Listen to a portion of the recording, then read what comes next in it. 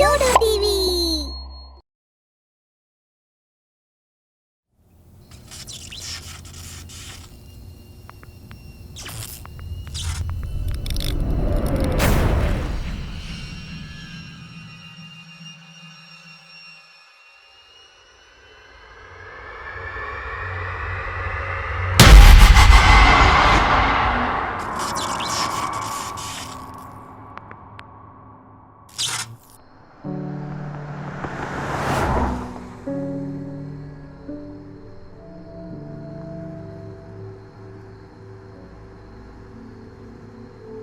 Ina minatika, eka tu maishuka, குட்டி போனி டேலு போட்டு கையில் மாட்டிக்கிட்டா.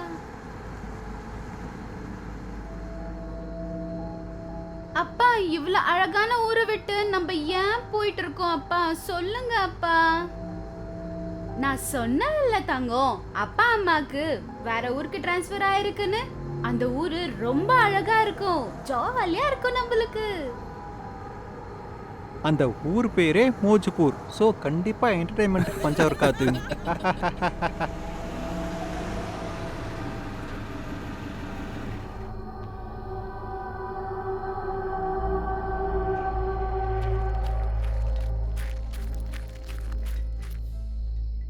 வாங்க வாங்க சார், நீங்கள் வந்தீங்க, அதனால நான் வெளியில் வந்தேன். வெளிச்சம் வந்திருக்கு சார்னு சொல்லணும். Darling, I love you. Sundar, வண்டியில் பொருட்கள் எல்லாம் இருக்கு, எடுத்துட்டு வா. சீக்கிரமா சமையல் செய், ஏதாவது நல்லதா செய், எனக்கு ரொம்பவே பசிக்குது. வாவ், வீடு ரொம்ப அழகா இருக்கு, எனக்கு ரொம்ப பிடிச்சிருக்கு. பழைய வீடு மாதிரி இருக்கு, ரொம்ப நாளா யாரும் வரல போல இருக்கு. நான் உங்ககிட்ட ஒரு விஷயம் சொல்லிக்கிறேன், யாருமே ஸ்டோர் ரூம் கிட்ட போகாதீங்க. அந்த ரூம் சபிக்கப்பட்ட ரூம், யாரும் திறக்காதீங்க.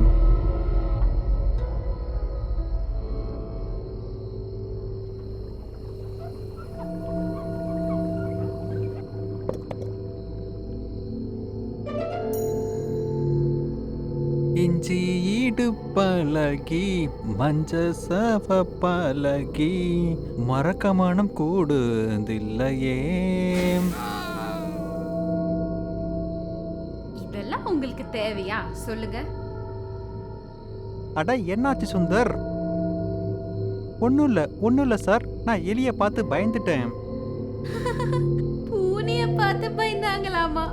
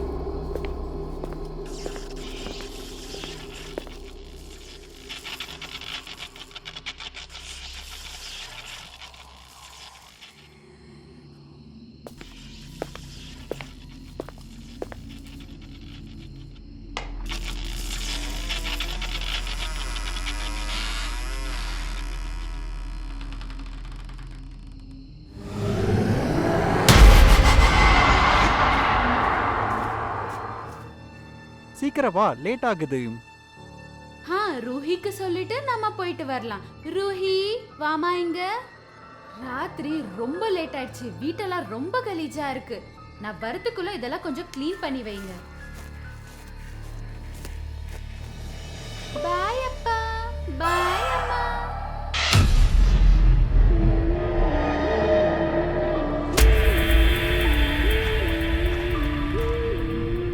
ஐயோ கடவுளே, என்னை காப்பாத்துங்க. என்ன பண்ணி வச்சிருக்கீங்க? இந்த பொம்மையா? இதையே எடுத்தீங்க? நான் ஏற்கனவே சொன்னல ஸ்டோர் ரூம்குள்ள போகாதீங்கன்னு.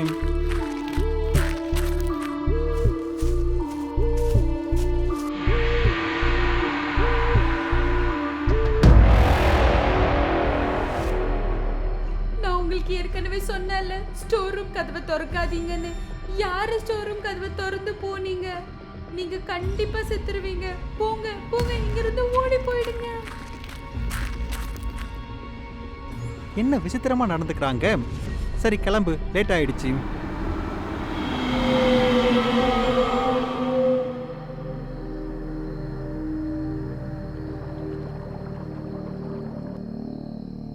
தென்மதுரை வைகை நதி தினம் பாடும் தமிழ் பாட்டு, தேய்கின்றது பொன்மாலை நிலா.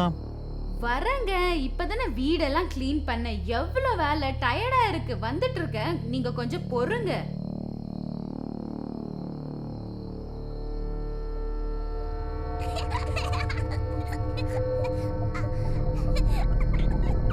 ரூஹி, மொதல் சாப்பாடு சாப்பிடு. அந்த டால்ல பக்கத்துல வை.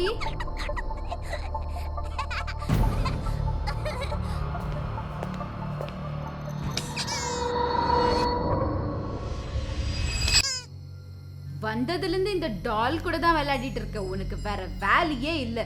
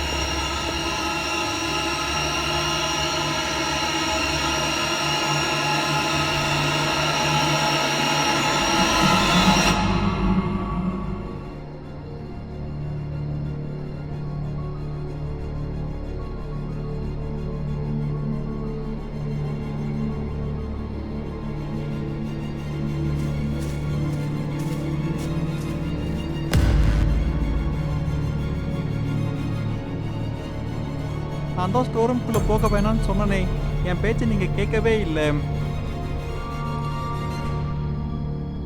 ரூஹி, ரூஹி, எழுந்துடுமா.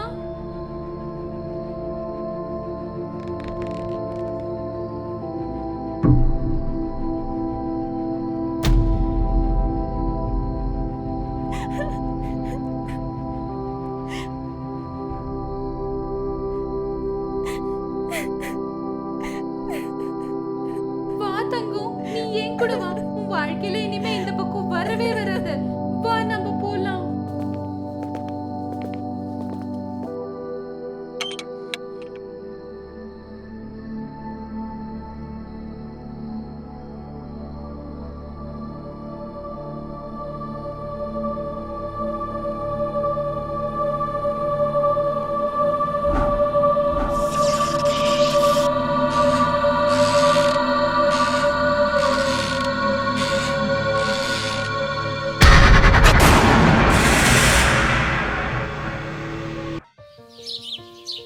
எங்க வீட்டுக்கு பக்கத்துல ஒரு பொண்ணு வாழ்ந்துகிட்டு இருந்தா, விமலா. அவ எல்லா விசேஷங்களுக்கும் பொண்ணுங்களுக்கு மருதாணி வைக்கிற வேலைய பாத்துக்கிட்டு இருந்தா. மருதாணி வைக்கிறதுல அவ அந்த ஊர்ல ரொம்ப ஃபேமஸா இருந்தா. அக்கா, நீங்க போடுற டிசைன் ரொம்ப நல்லா இருக்கு. என் கல்யாணத்துக்கு நான் உங்ககிட்ட தான் மெஹந்தி போட்டுப்பேன். சரிம்மா, கண்டிப்பா போடுறேன். ஆனா அது வரைக்கும் நான் உயிரோட இருப்பனா அப்படின்னு தெரியலையே. விமலா கொஞ்ச நாளா ஒரு மாதிரி சோகமா இருந்தா. அவளுக்கு திடீர்னு ஏதோ ஒரு பயம் வந்துச்சு. அவ சீக்கிரமா செத்து போயிடுற மாதிரி. நீங்க பாரு, விமலா மெஹந்தில என்ன பேட்டர்ன் போட்டிருக்கான்னு கொஞ்சம் வித்தியாசமா இருக்குல்ல? அட ஆமா, இது வித்தியாசமா இல்ல, ஏதோ ஒரு மாதிரி இருக்கே.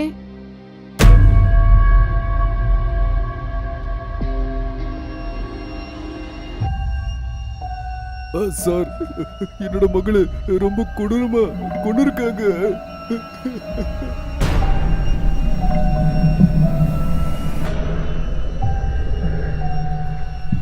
குமார், எல்லாரையும் விசாரணை பண்ண. ஒரு க்ளூ கிடைச்சாலும் கப்புன்னு பிடிச்சுக்கோ. போலீஸ்க்கு இந்த கேஸ் ரொம்ப காம்ப்ளிகேட்டடா இருந்துச்சு. கொலை நடந்த இடத்துல அவங்களுக்கு எந்த க்ளூவும் கிடைக்கல. கொலைக்கான மோட்டிவும் தெரியல. இத பார்த்தா சூசைட் பண்ணிக்கிட்ட மாதிரியும் தெரியல. என்னோட எக்ஸ்பீரியன்ஸ்ல இந்த மாதிரி ஒரு கேஸை நான் பார்த்ததே இல்லை. சார், இந்த பிரச்சனை இன்னும் பெருசாகும் சார். ஏன்னா மறுபடியும் அங்க 2 கொலை நடந்திருக்கு. என்ன? இப்போ எப்படி?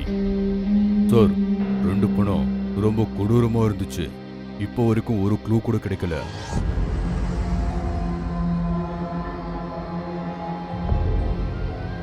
அடுத்தடுத்து கொலைகள் நடந்துகிட்டே இருந்துச்சு. ஆனா போலீஸ்காரங்களுக்கு எந்த க்ளூவும் கிடைக்கல. அப்போ இந்த பக்கம் நகரத்துக்கு நடுவுல இருந்த விமலாவோட வீட்டுல, விமலா, நீ போடுற மெஹந்தி எப்படி இருக்கணும்னா அது எப்பவும் வெளுக்க கூடாது. ஹா ஹா ஆஹா, இந்த மெஹந்தியோட கலர் எப்பவுமே குறையாது.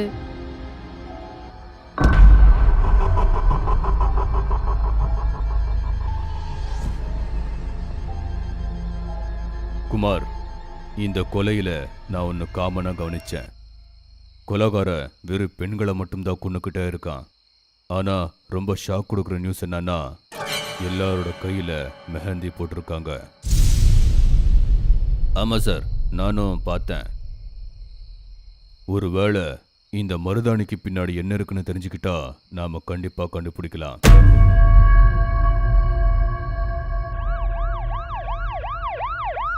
போலீஸ்காரங்க அந்த எல்லா பொண்ணுங்களோட வீட்லயும் மறுபடியும் விசாரிச்சாங்க. அப்போ அவங்களுக்கு தெரிஞ்சது, இறந்து போன பொண்ணுங்க எல்லாரும் சாகிறதுக்கு 4 மணி நேரத்துக்கு முன்னாடி தான் மெஹந்தி போட்டாங்கன்னு. அதுவும் ஒரே ஒரு பொண்ணு கையால.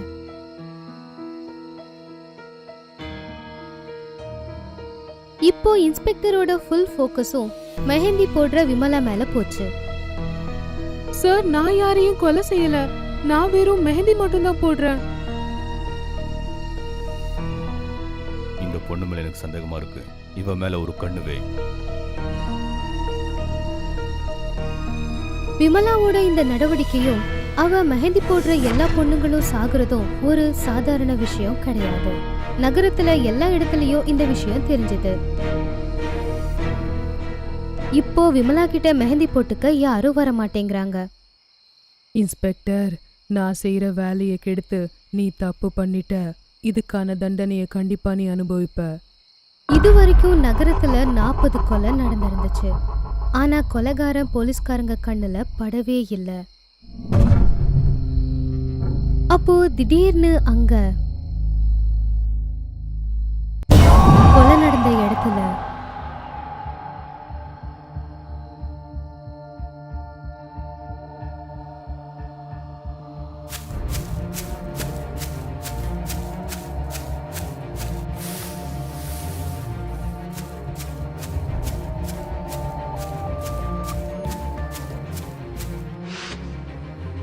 இப்போ நீ தப்பிக்க முடியாது. உன்னை கையும் களவமா நாங்க பிடிச்சிட்டோம். நான் இந்த தப்பும் செய்யல. நான் நிரபராதி.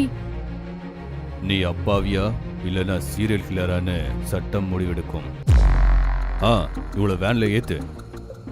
சார் என்னை விட்டுடுங்க, நான் எந்த தப்பும் செய்யல.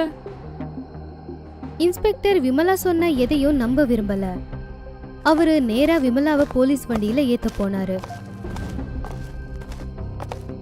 அப்போ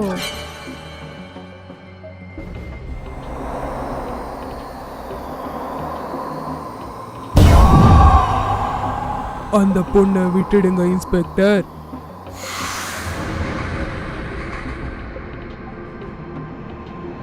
யார் நீ? முன்னாடி வந்து பேசு. ஏன் உனக்கு வாழ பிடிக்கலையா? கடைசியா உன்னை எச்சரிக்கிறேன், இல்லைன்னா ஷூட் பண்ணிடுவேன். நீங்க நினைக்கிறத செய்யுங்க இன்ஸ்பெக்டர். இன்ஸ்பெக்டர் நிறைய தடவை சுட்டாரு. ஆனா அந்த நிழலுக்கு எதுவும் ஆகல.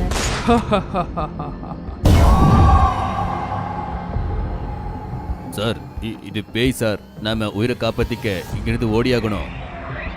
கடவுள் நம்ம கூட இருக்கான், பயப்படாத, ஒன்றும் நடக்காது. இப்போ என்னுடைய முறை.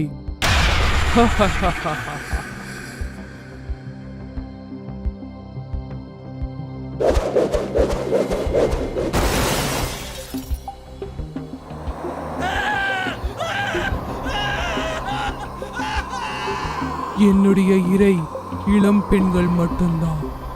ஆனா நீங்க எல்லாரும் என் வழியில குறுக்க வந்து உங்க உயிரை நீங்களே விட்டுட்டீங்க. அவங்கள கொல்லாத, அவங்கள போக விடு. இந்த விளையாட்டை எல்லாத்தையும் நிறுத்து. நீ எத்தனை அப்பாவிங்களோட உயிரை எடுத்திருக்க. இதுக்கப்புறம் இந்த வேலையை என்னால செய்ய முடியாது. நீ எனக்கு ரொம்ப உபயோகமான பொருள். உன்னுடைய மெஹந்தியால தான் எனக்கு என்னுடைய இறை கிடைச்சது. ஒருவேளை நான் இவங்க 2 பேரை கொல்லக்கூடாது அப்படின்னா நீ இப்ப செய்யற வேலைய எப்பவும் செஞ்சுக்கிட்டே தான் இருக்கணும். நீ பண்ண பாவத்துக்கு உனக்கு கண்டிப்பா தண்டனை கிடைக்கும். இன்ஸ்பெக்டர் கோவமா முன்னாடி வர ஆரம்பிச்சாரு. அப்ப அந்த பேய் அவருடைய கழுத்தை பிடிச்சு அப்படியே மேல தூக்கிடுச்சு. நீ எனக்கு தண்டனை கொடுக்கறியா? உன்னால மட்டும் இல்ல, யாராலையும் என்ன அழிக்க முடியாது. அப்போ இன்ஸ்பெக்டரோட கழுத்துல இருந்த ஓம் டாலரை அது பார்த்துச்சு. அதை பார்த்ததும் அதோட சக்தியால அந்த பேய் எரிய ஆரம்பிச்சு அழிஞ்சு போச்சு. பாவம், அந்த பொண்ணுங்களுக்கு எப்படி தெரியும் விமலா போட்ட அந்த மெஹந்தியோட நிறம் எப்பவுமே அழியாது அப்படின்னு? இன்னைக்கும் ஆம்புலன்ஸ்ல ஒரு பிணம் வந்திருந்தது. சில நாட்களா நடந்துகிட்டு இருக்கிற இந்த சம்பவத்தினால டாக்டரும் இன்ஸ்பெக்டரும் ரொம்ப டென்ஷனா இருந்தாங்க. ஆம்புலன்ஸ் வந்து நின்னுச்சு. ஒரு கான்ஸ்டபிள் டாக்டர் கிட்ட சொன்னாரு, டாக்டர், சதுப்பு நிலம் மறுபடியும் ஒருத்தனை கொன்னுருச்சு. என்ன சொல்ற? ஆமாம் டாக்டர். ஏன்னா அந்த பணம் அந்த சதுப்பு நிலத்தோட பக்கத்தில் தான் கிடச்சிச்சு. என்ன, அதே இடத்துல இன்னொரு பணமா? சரி, அந்த பணத்தை எடுத்துட்டு வாங்க. அப்படியே இன்ஸ்பெக்டரை கூப்பிடு. அந்த பிணத்தை எடுத்துட்டு வந்தாங்க. அப்புறம் இன்ஸ்பெக்டரும் அந்த இடத்துக்கு வந்தாரு. இந்த பணம் எப்படி கிடைச்சது? எனக்கு ஒரு ஃபோன் வந்துச்சு. அவன் ஃபோன் பண்ணி என்னோட காரு சதுப்பு நிலத்தில் மாட்டிக்கிச்சு, என்னை காப்பாத்துங்கன்னு சொன்னான். நான் அவனை காப்பாற்ற போனேன். அப்பதான் இந்த பணம் கிடைச்சிச்சு. டாக்டர் கொஞ்ச நேரம் அந்த பிணத்தையே பார்த்தாரு. அப்புறம் அங்க கொஞ்ச நாட்களுக்கு முன்னாடி தான் ஒரு பணம் கிடைச்சிச்சு. இது 2வது பணம். என்ன இது? அந்த பணத்தோட காயம் மாதிரியே இருக்கே. இந்த மாதிரி காயத்தை தான் அந்த பணத்து மேல நான் பார்த்தேன். என்ன? இதுல என்னவோ இருக்கு, ஆனா என்னன்னு நமக்கு தெரிய மாட்டேங்குது. அதை நாம கண்டிப்பா கண்டுபிடிக்கணும். ஆமா, கண்டுபிடிக்கணும். ஏன்னா 2 பணம் ஒரே இடத்துல ஒரே மாதிரி கிடைச்சிருக்கு. இதுக்கு ஏதோ காரணம் இருக்கு. அந்த காயங்கள். இது என்னன்னு நான் கண்டுபிடிக்கிறேன். அன்னைக்கு நைட்டு இன்ஸ்பெக்டரும் அந்த சதுப்பு நிலத்துக்கு போனாரு. அடச்ச, இந்த கார் இங்க தான் நிக்கணுமா? மெக்கானிக் வருவானா தெரியலையே. இன்ஸ்பெக்டர் மெக்கானிக்கு கால் பண்ணாரு. அப்படி பேசிக்கிட்டு இருக்கும்போதே அவருடைய பார்வை அந்த சதுப்பு நிலத்து மேல போச்சு. அதை பார்த்து இன்ஸ்பெக்டர் பயந்துட்டாரு. ஆனா அங்க சேரே இருக்கல. என்ன இது? இங்க நிலம் இருக்கு. இதுக்கு முன்னாடி சதுப்பு நிலம் இருந்துச்சு. இங்கதான் நான் பணத்தை எடுத்துட்டு போனேன். இன்ஸ்பெக்டர் ஒரு கல்லை எடுத்தாரு. அப்புறம் அந்த இடத்துல வீசினாரு. உடனே அங்க சேர் உருவாச்சு. அந்த கல் சேருக்குள்ள போயிடுச்சு. மறுபடியும் அங்க நிலமா மாறுச்சு. அட என்ன இது? கல்லு சதுப்புக்குள்ள போயிருச்சு. ஆனா இப்போ மண் ரோடு மாதிரி தான் இருக்கு. சேருங்க போச்சு. மெக்கானிக் வந்ததுக்கு அப்புறம் வண்டி சரியாயிடுச்சு. அதுக்கப்புறம் இன்ஸ்பெக்டர் நேரா அங்கிருந்து டாக்டரை பார்க்க போனாரு. இன்ஸ்பெக்டர் நடந்த எல்லாத்தையும் டாக்டர் கிட்ட சொன்னாரு. நீ எடுத்து வந்த அந்த பணமும் இப்போ காணல. இதுக்கு பின்னாடி ஏதோ மர்மம் இருக்கு. என்னவா இருக்கும்? இன்ஸ்பெக்டர் இதை பத்தி தெரிஞ்சுக்கணும் அப்படின்னு முடிவு பண்ணாரு. அதனால சில நாட்கள் வரைக்கும் அவரு அந்த சேர் இருந்த இடத்துக்கு போனாரு. ஒரு கான்ஸ்டபிளும் அவர் கூட போனாரு. அப்போ திடீர்னு ஒரு நாள் இன்ஸ்பெக்டருக்கு அங்க ஒரு பெரிய பல்லு கிடைச்சது. எவ்வளோ பெரிய பல்லு! இது யாரோடது? ஐயோ சார், இது பார்க்கறதுக்கு ஏதோ பயங்கரமான விலங்கோடது போல. விலங்கா? இது என்னன்னு நாம கண்டுபிடிக்கணும். இத ரிசர்ச்சுக்கு அனுப்புங்க. இன்ஸ்பெக்டரும் கான்ஸ்டபிளும் அங்கிருந்து கிளம்ப இருந்தாங்க. அப்போ இன்ஸ்பெக்டரோட பார்வை தூரத்துல இருந்த ஒருத்தர் மேல விழுந்துச்சு. யாரோ அங்க இருக்காங்க. அவங்க கிட்ட கேட்கலாம். சாமி, நீங்க இங்க? இந்த காட்டுப்பகுதி ரொம்ப ஆபத்தானது. எனக்கு ஆபத்தா?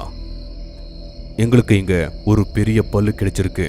அதை பார்க்கறதுக்கு ஒரு பெரிய விலங்கோடுது மாதிரியே இருக்கு. இங்கிருந்து போயிருங்க. சரி, நான் போறேன். ஆனா என்னை பத்தி கவலைப்படாத. என்ன யாராலையும் தொட முடியாது. இன்ஸ்பெக்டரும் கான்ஸ்டபிளும் அங்கிருந்து கிளம்பிட்டாங்க. எனக்கு ஏதோ விசித்திரமா இருக்கு. சார், என்ன சார்? மறுபடியும் அந்த சாமியாரை பார்க்கலாம். அவங்க 2 பேரும் மறுபடியும் அதே இடத்துக்கு வந்தாங்க. அதுக்கப்புறம் ஒளிஞ்சிருந்து அதை பார்த்தாங்க. அங்க சாமியார் உட்கார்ந்திருந்தாரு. பேய் அங்க வந்துச்சு. இன்ஸ்பெக்டர் எதை நினைச்சு சந்தேகப்பட்டாரோ அதே தான் நடந்திருந்துச்சு. ஆனா அவருடைய சந்தேகத்துக்கும் மேல ஒண்ணு இருந்துச்சு. சாமி, இது யாரு? இங்க என்ன பண்றாங்க? உங்ககிட்ட எப்படி? அவ ரொம்ப ஆபத்தானவ. அவ என்னோட உயிரை காப்பாத்துனா. அதனால தான் நான் உதவி பண்றேன். என்ன உதவி? அவ என்ன கேட்டாலும் அதை நான் பண்ணுவேன். வேட்டையாடவும் உதவி பண்ணுவேன். சதுப்பு நிலத்தை பத்தி சொல்லுங்க. அது சதுப்பு நிலம் இல்ல, அது ஒரு வலை. ஜனங்களை பிடிக்க அந்த சைத்தான் பண்ணது. அந்த சைத்தான் கொல்லணும்னா இந்த சதுப்பு நிலத்தை உருவாக்குவான். அந்த வேட்டை சதுப்பு நிலத்துல முழுகும் போது சைத்தான் அவனை அழிச்சிருவான். கொஞ்ச நாளைக்கு முன்னாடி அதுல ஒரு கார் விழுந்துச்சு. அத ஓட்டுனவ சைத்தானுக்கு உணவா மாறிட்டான். கூட வந்தவ பொழைச்சிக்கிட்டான். ஏன்னா சைத்தான் ஒரு தடவை ஒருத்தனை மட்டும்தான் கொல்லும். அதுக்கப்புறம் நீங்க வந்து அவனை தூக்கிட்டு போனீங்க.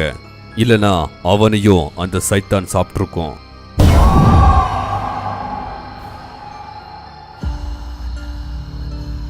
சைத்தானோட பசி ஆறுச்சுன்னா அது சாமானியமா இருக்கும்.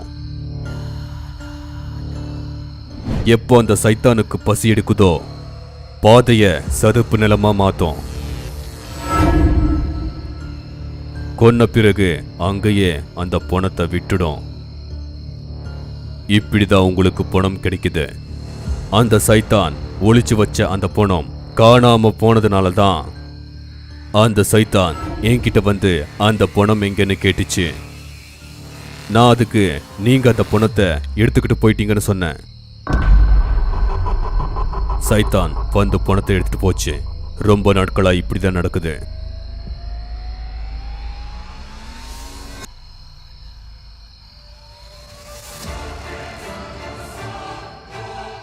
இதையெல்லாம் நாம தடுக்கவே முடியாதா? இல்ல, இதுக்கு நான் ஒண்ணுமே பண்ண முடியாது. ஏன்னா அந்த பேய்க்கு பசிக்கும் போது மட்டும்தான் அந்த சதுப்பு நிலத்தை உருவாக்கும்.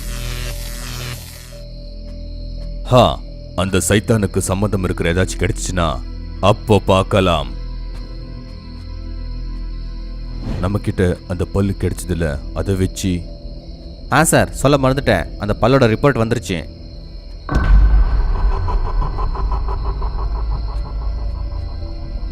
சாமி, எங்களுக்கு இந்த பல்லு கிடைச்சிருக்கு. இது சைத்தானோடதா? கண்டிப்பா. நம்மளோட வேலை சுலபமாயிரும். ஆனா இதை வச்சு என்ன பண்றது?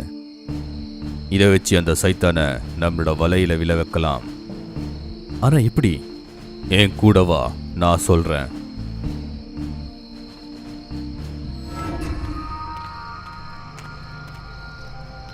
இன்ஸ்பெக்டர் அப்புறம் கான்ஸ்டபிள் 2 பேரும் சேர்ந்து சாமியார் கூட ஒரு ஹோமகுண்டத்துக்கிட்ட போனாங்க. அந்த பல்ல பார்த்ததும் சாமியார் யோசிக்க ஆரம்பிச்சாரு, என்ன செய்யலாம் அப்படின்னு.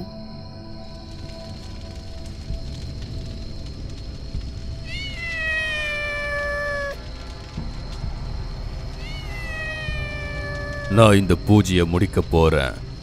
நீங்க 2 பேருமே ஜாக்கிரதையா இருங்க. என்ன வேணாலும் இங்க நடக்கலாம். அது இந்த உலகத்துல எப்பவுமே நடந்திருக்காது. புரியுது சாமி, தயாரா இருக்கும். அதுக்கப்புறம் அந்த சாமியார் அவருடைய முழு சக்தியையும் உபயோகிச்சு மந்திரத்தை சொல்லிக்கிட்டு இருந்தாரு. ஓம் சிம சிம கோம சோம சிம சாமுண்டாயே விச்மஹி, ஓம் ஸ்ரீம் க்ரீம் க்ரீம் சாமுண்டாயே விச்மஹி, ஓம். நைட்டு ரொம்ப இருட்டா இருந்துச்சு. அந்த பூனையோட கண்ணு மாதிரியே இருந்துச்சு. திடீர்னு சாமியாருக்கு அந்த புதைக்குழி தெரிஞ்சது.